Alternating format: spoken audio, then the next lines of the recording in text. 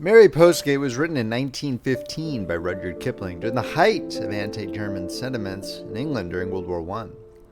Instead of portraying the horrors of trench warfare, Kipling writes a remarkably dark short story about the bitterness felt on the home front.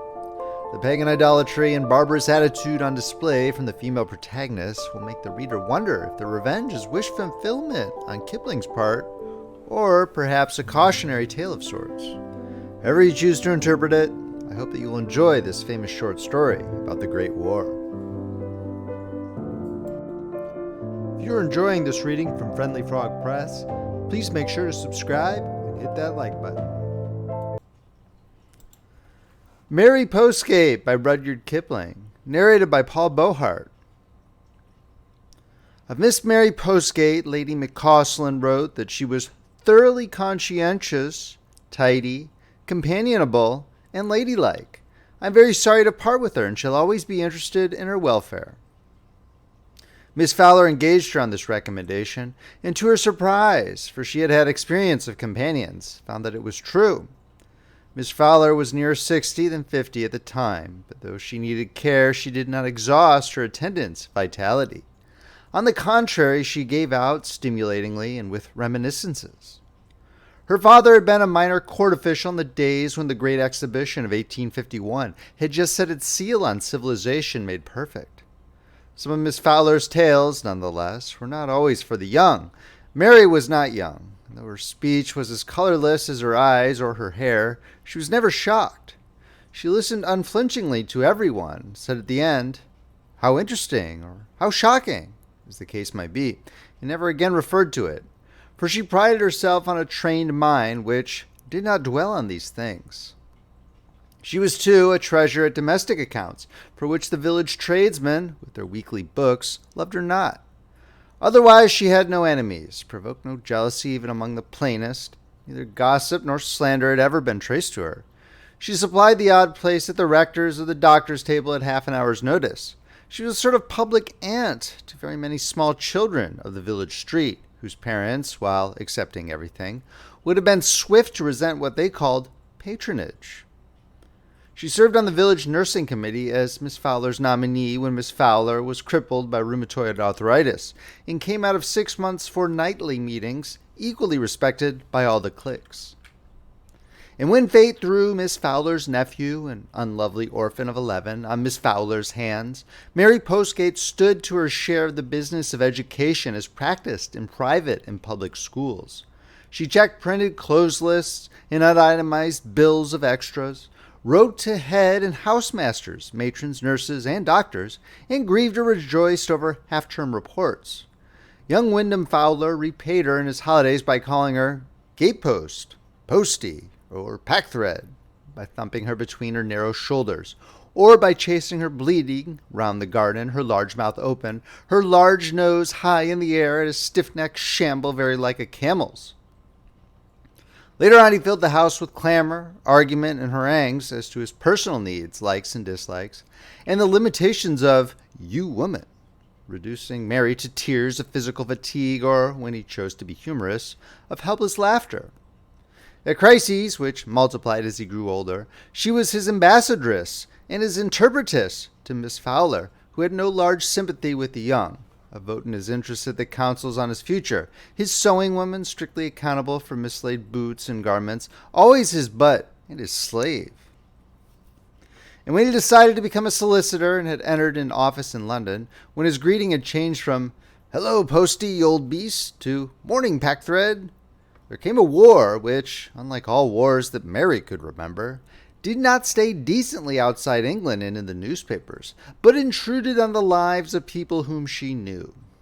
As she said to Miss Fowler, it was most vexatious. It took the rector's son, who was going into business with his elder brother. It took the colonel's nephew on the eve of fruit farming in Canada. It took Miss Grant's son, who, his mother said, was devoted to the ministry. And very early indeed it took Win Fowler, who announced on a postcard that he had joined the Flying Corps and wanted a cardigan waistcoat. "He must go, and he must have the waistcoat," said Miss Fowler. So Mary got the proper-sized needles and wool, while Miss Fowler told the men of her establishment, 2 gardeners and an odd man aged 60. that those who could join the army had better do so. The gardeners left. Cheap, the odd man, stayed on and was promoted to the gardener's cottage. The cook, scorning to be limited in luxuries, also left after a spirited scene with Miss Fowler and took the housemaid with her.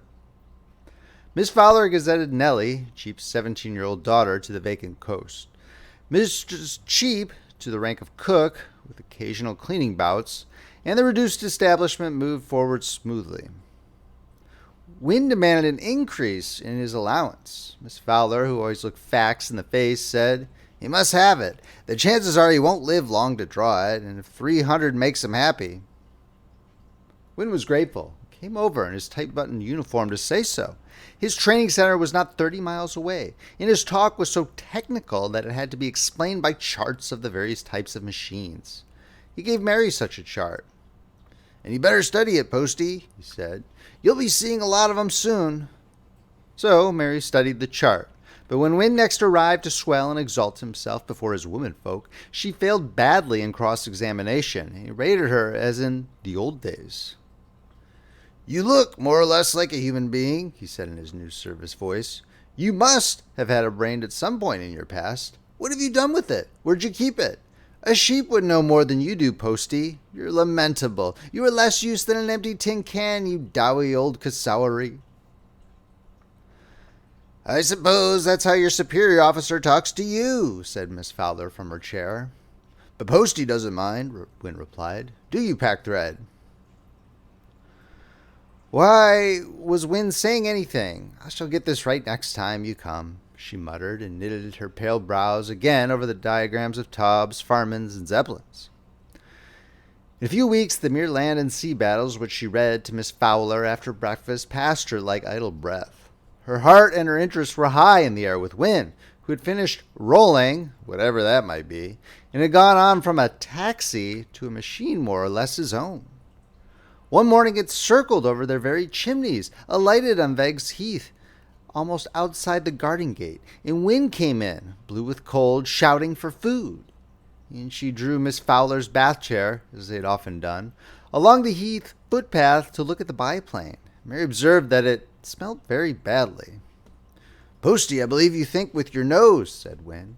"I know you don't with your mind. Now what type's that?" "I'll go and get the chart," said Mary. "You're hopeless. You haven't the mental capacity of a white mouse," he cried, and explained the dials and the sockets for bomb dropping till it was time to mount and ride the wet clouds once more. "Ah," said Mary, as the stinking thing flared upward. "Wait till our flying corps gets to work. Wynne says it's much safer than in the trenches." "I wonder," said Miss Fowler.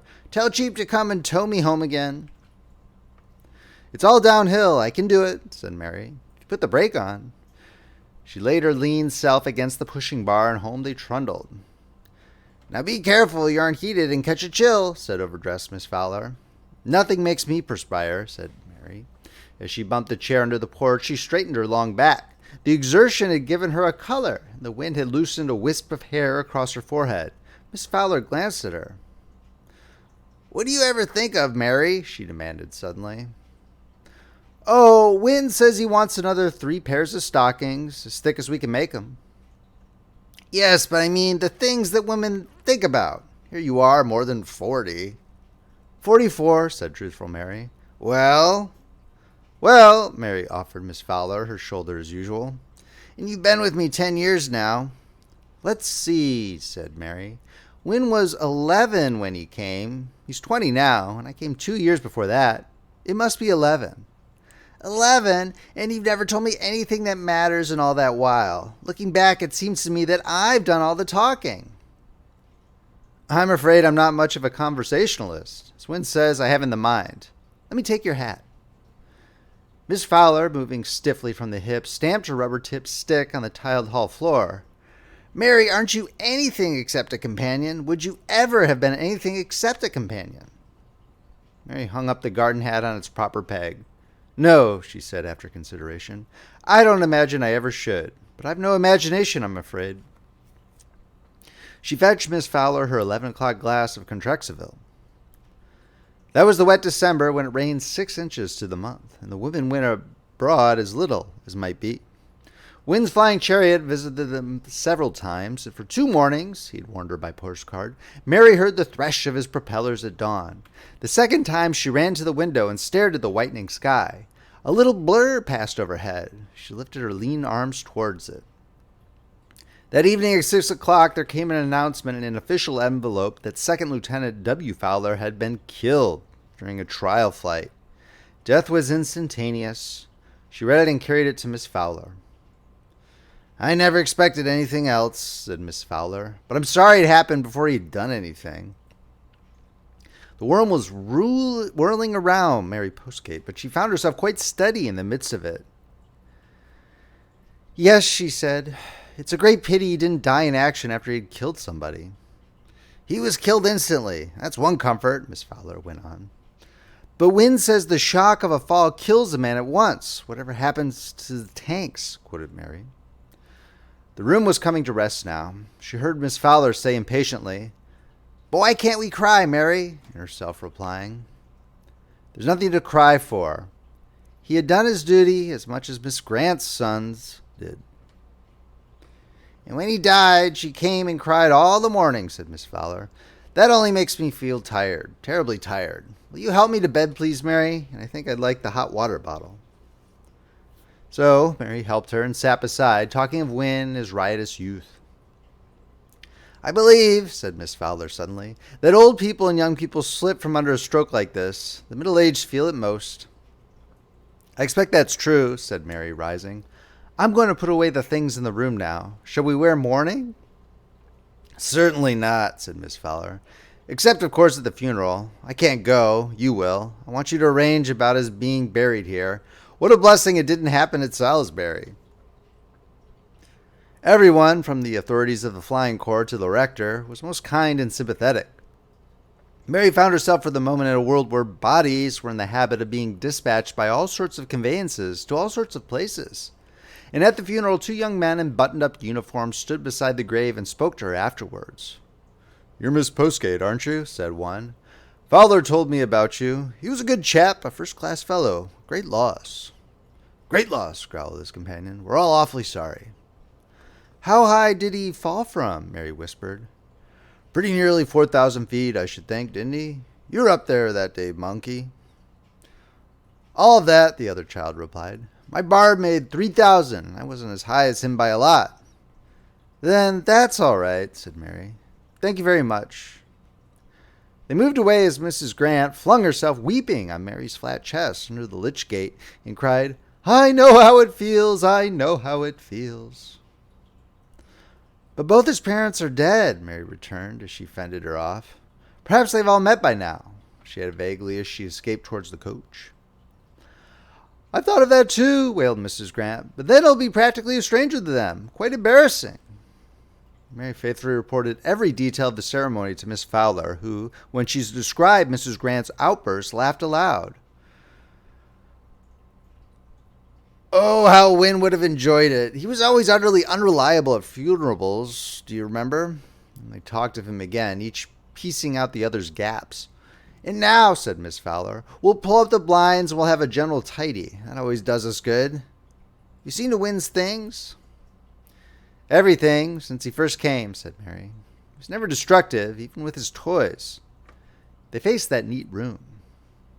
"It can't be natural not to cry," Mary said at last. "I'm so afraid you'll have a reaction." "As I told you, we old people slip from under the stroke. It's you I'm afraid for. Have you cried yet?" "I can't. It only makes me angry with the Germans." "That's sheer waste of vitality," said Miss Fowler. "We must live till the war's finished." She opened a full wardrobe. "Now I've been thinking things over. This is my plan. All his civilian clothes can be given away. Belgian refugees and so on." Mary nodded. "Boots, collars, and gloves?" "Yes, we don't need to keep anything except his cap and belt." "They came back yesterday with his flying corps clothes." Mary pointed to a roll on the little iron bed. "Ah, but keep his service things. Someone may be glad of them later. Do you remember his sizes?" 5 feet 8.5, 36 inches round the chest, but he told me he's just put on 1.5 inches. I'll mark it on a label and tie it on his sleeping bag." So that disposes of that, said Miss Fowler, tapping the palm of one hand with the ringed third finger of the other. What a waste it all is! We'll get his old school trunk tomorrow and pack his civilian clothes. And the rest, said Mary. His books and pictures and the games and the toys and the rest? My plan is to burn every single thing, said Miss Fowler. Then we shall know where they are and no one can handle them afterwards. What do you think? I think that would be much the best, said Mary. But there's such a lot of them. We'll burn them in the destructor, said Miss Fowler. There was an open-air furnace for the consumption of refuse, a little circular 4-foot tower of pierced brick over an iron grating. Miss Fowler had noticed the design in a gardening journal years ago and had it built at the bottom of the garden. It suited her tidy soul, for it saved unsightly rubbish heaps, and the ashes lightened the stiff clay soil. Mary considered for a moment, saw her way clear, and nodded again. They spent the evening putting away well-remembered civilian suits, underclothes that Mary had marked, and the regiments of very gaudy socks and ties. A second trunk was needed, and, after that, a little packing case. And it was late next day when Cheap and the local carrier lifted them to the cart. The rector luckily knew of a friend's son, about 5 feet 8 and 1/2 inches high, to whom a complete flying corps outfit would be most acceptable, and sent his gardener's son down with a barrow to take delivery of it. The cap was hung up in Miss Fowler's bedroom, the belt in Miss Postgate's, for, as Miss Fowler said, they had no desire to make tea party talk of them. That disposes of that, said Miss Fowler. I'll leave the rest to you, Mary. I can't run it up and down the garden. You better take the big clothes basket and get Nellie to help you. I shall take the wheelbarrow and do it myself, said Mary, and for once in her life closed her mouth. Miss Fowler, in moments of irritation, had called Mary deadly methodical. She put on her oldest waterproofing gardening hat and had her ever-slipping galoshes, for the weather was on the edge of more rain. She gathered firelighters from the kitchen, a half-scuttle of coals and a faggot of brushwood. There she wheeled in the barrow down the moss pass to the dank little laurel shrubbery where the destructor stood under the drip of 3 oaks. She climbed the wire fence into the rector's glebe just behind, and from his tenant's rick pulled 2 large armfuls of good hay, which she spread neatly on the fire bars. Next, journey by journey, passing Miss Fowler's white face at the morning room window each time, she brought down in the towel-covered clothes basket on the wheelbarrow thumbed and used Henties, Marriotts, Levers, Stevenses, Baroness Ortzies, Garvices, schoolbooks, and atlases. Unrelated piles of the motorcyclist, the light car, and catalogues of Olympia exhibitions. The remnants of a fleet of sailing ships from 9-penny cutters to a 3-guinea yacht, a prep school dressing gown, bats from 3 and 6 pence to 24 shillings, cricket and tennis balls, disintegrated steam and clockwork locomotives with their twisted rails, a gray and red-tinted model of a submarine, a dumb gramophone and cracked records, golf clubs that had to be broken across the knee like his walking sticks, and an assegai. Photographs of private and public school cricket and football 11s and his OTC on the line of march. Kodaks and film rolls, some pewters, and 1 real silver cup for boxing competitions and junior hurdles. Sheaves of school photographs, Miss Fowler's photograph, her own, which he had borne off in fun and, good care she took not to ask, had never returned.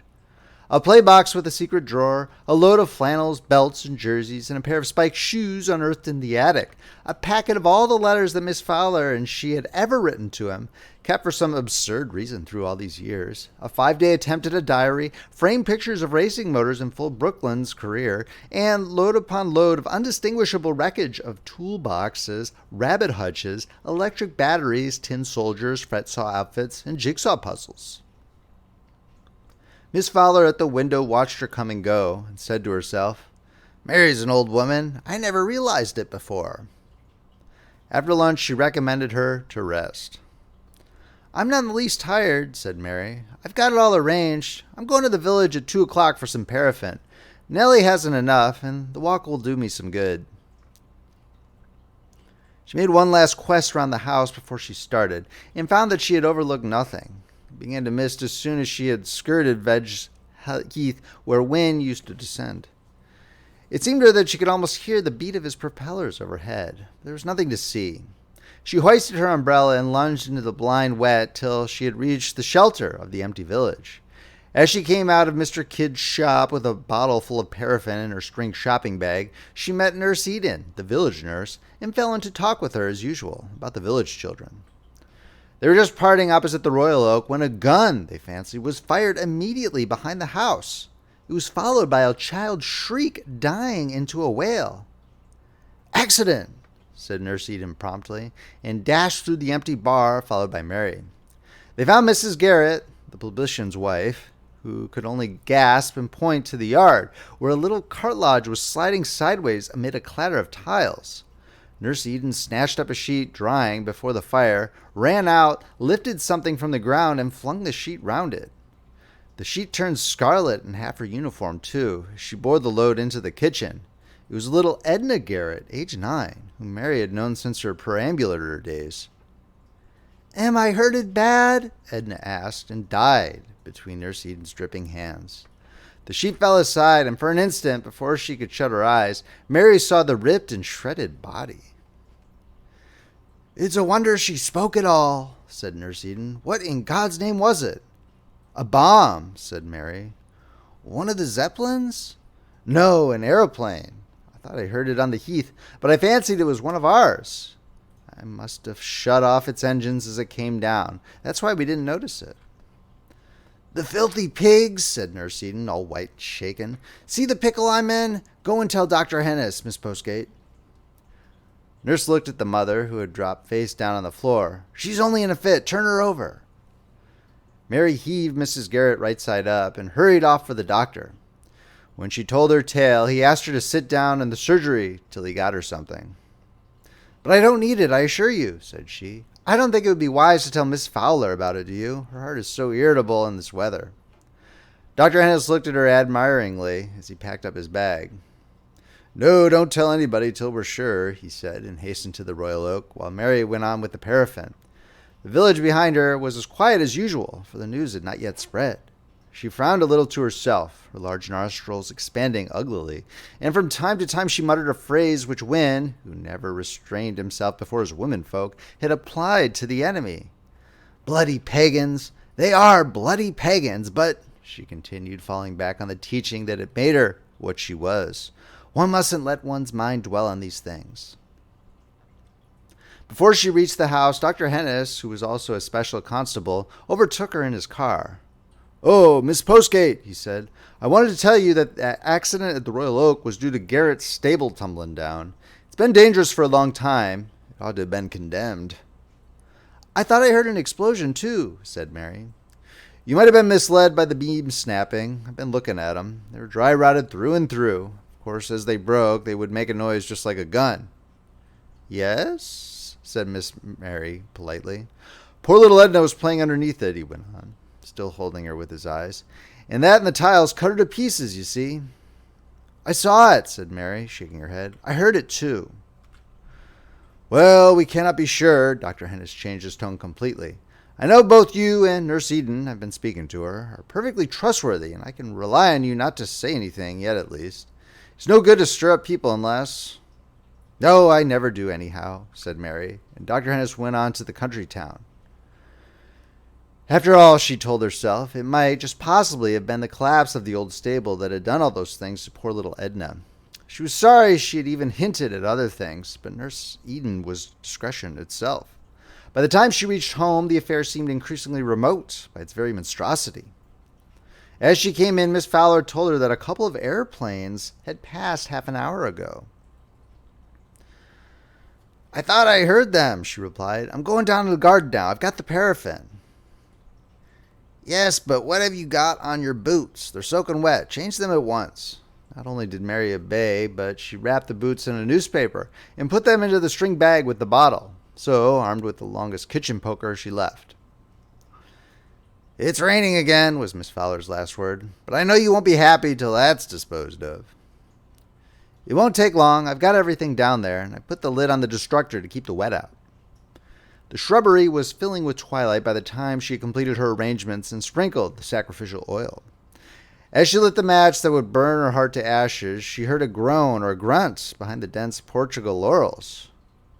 "Cheap?" she called impatiently, but Cheap, with his ancient lumbago, in his comfortable cottage, would be the last man to profane the sanctuary. "Sheep?" she concluded, and threw in the fusee. Fire went up in a roar, and the immediate flame hastened night around her. How Wynne would have loved this, she thought, stepping back from the blaze. By its light, she saw, half hidden behind a laurel not 5 paces away, a bare-headed man sitting very stiffly at the foot of one of the oaks. A broken branch lay across his lap, one booted leg protruding from beneath it. His head moved ceaselessly from side to side, but his body was as still as the tree's trunk. He was dressed, she moved sideways to look more closely, in a uniform something like Wynne's, with a flap buttoned across the chest. For an instant, she had some idea that it might be one of the young flying men she had met at the funeral. But their heads were dark and glossy. This man's was as pale as a baby's, and so closely cropped that she could see the distinguishing pinky skin beneath. Her lips moved. "What do you say?" Mary moved towards him and stooped. "Lady, lady, lady," he muttered, while his hands picked at the dead, wet leaves. There was no doubt as to his nationality. It made her so angry that she strode back to the destructor. It was still too hot to use the poker there. Wynne's books seemed to be catching well. She looked up at the oak behind the man. Several of the light upper and 2 or 3 rotten lower branches had broken and scattered their rubbish on the shrubbery path. On the lowest fork, a helmet with dependent strings showed like a bird's nest in the light of a long-tongued flame. Evidently, this person had fallen through the tree. Wynne had told her that it was quite possible for people to fall out of airplanes. Wynne told her, too, that trees were useful things to break an aviator's fall, but in this case the aviator must have been broken or he would have moved from his queer position. He seemed helpless except for his horrible rolling head. On the other hand, she could see a pistol case at his belt. Mary loathed pistols. Months ago, after reading certain Belgian reports together, she and Miss Fowler had had dealings with one. A huge revolver with flat-nosed bullets, which latter, Wynne said, were forbidden by the rules of war to be used against civilized enemies. "They're good enough for us," Miss Fowler had replied. "Show Mary how it works." And Wynne, laughing at the mere possibility of any such need, had led the craven-winking Mary into the rector's disused quarry and had shown her how to fire the terrible machine. It lay now in the top left-hand drawer of her toilet table, a memento not included in the burning. Wynne would be pleased to see how she was not afraid. She slipped up to the house to get it. When she came through the rain, the eyes and the head were alive with expectation. The mouth even tried to smile. But at sight of the revolver, its corners went down just like Edna Garrett's. A tear trickled from one eye, and the head rolled from shoulder to shoulder as though trying to point out something. "Cassie, to Cassie," it whimpered. "What do you say?" said Mary disgustedly, keeping well to one side. Only the head moved. "Cassie," it repeated. "Je me rends le médecin docteur." "Nein," said she, bringing all her small German to bear with the big pistol. "Ich haben der Tod Kinder geschehen." The head was still. Mary's hand dropped. She'd been careful to keep her finger off the trigger for fear of accidents. After a few moments waiting, she returned to the destructor, where the flames were falling, and churned up Wynne's charring books with the poker. Again the head groaned for the doctor. "Stop that," said Mary, and stamped her foot. "Stop that, you bloody pagan." The words came quite smoothly and naturally. They were Wynne's own words, and Wynne was a gentleman who, for no consideration on earth, would have torn little Edna into those vividly colored strips and strings.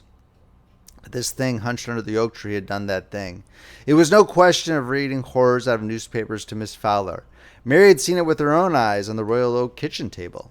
She must not allow her mind to dwell upon it. Now Wynne was dead, and everything connected with him was lumping and rustling and tinkling under her busy poker into red-black dust and gray leaves of ash. The thing beneath the oak would die too. Mary had seen death more than once. She came of a family that had a knack of dying under, as she told Miss Fowler, most distressing circumstances. She would stay where she was till she was entirely satisfied that it was dead. Dead as dear Papa in the late 80s, Aunt Mary in 89, Mama in 91, Cousin Dick in 95, Lady McCausland's housemaid in 99, Lady McCausland's sister in 1901, when buried 5 days ago, and Edna Garrett still waiting for decent earth to hide her. As she thought, her underlip caught up by one faded canine, brows knit, nostrils wide, she wielded the poker with lunges that jarred the grating at the bottom, and careful scrapes round the brickwork above. She looked at her wristwatch. It was getting on to 4:30, and the rain was coming down in earnest. tea would be at 5. If it did not die before that time, she would be soaked and would have to change. Meantime, and this occupied her, Wynn's things were burning well in spite of the hissing wet, though now and again a book back with a quite distinguishable title would be heaved up out of the mass. The exercise of stoking had given her a glow which seemed to reach to the marrow of her bones. She hummed. Mary never had a voice to herself. She never believed in all those advanced views, though Miss Fowler herself leaned a little that way, of woman's work in the world. But now she saw there was much to be said for them. This, for instance, was her work which no man, least of all Dr. Hennis, would ever have done. A man at such a crisis would be what Wynne called a sportsman, would leave everything to fetch help, and would certainly bring it into the house. Now a woman's business was to make a happy home for her husband and children. Failing these, it was not a thing one should allow one's mind to dwell upon, but... "Stop it!" Mary cried once more across the shadows. "Nein, I tell you, ich haben der Tod Kinder geschehen." But it was a fact. A woman who had missed these things could still be useful, more useful than a man in certain respects. She thumped like a pavior through the settling ashes at the secret thrill of it.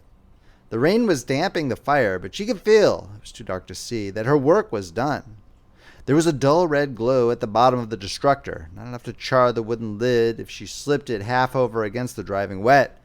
This arranged, she leaned on the poker and waited, while an increasing rapture laid hold on her. She ceased to think. She gave herself up to feel. Her long pleasure was broken by a sound that she had waited for in agony several times in her life. She leaned forward and listened, smiling. There could be no mistake. She closed her eyes and drank it in. Once it ceased abruptly. "Go on," she murmured, half aloud. "This isn't the end." Then the end came very distinctly in a lull between two rain gusts. Mary Postgate drew her breath short between her teeth and shivered from head to foot. "That's all right," said she contentedly, and went up to the house, where she scandalized the whole routine by taking a luxurious hot bath before tea, and came down looking, as Miss Fowler said when she saw her lying all relaxed on the other sofa, quite handsome. End of story. If you enjoyed this reading, please make sure to subscribe, hit that like button, and check out friendlyfrogpress.com, where you can see where our collection of ebooks, paperbacks, and audiobooks are available. Friendly Frog Press, where the classics come alive. This is Paul Beauheart, signing off.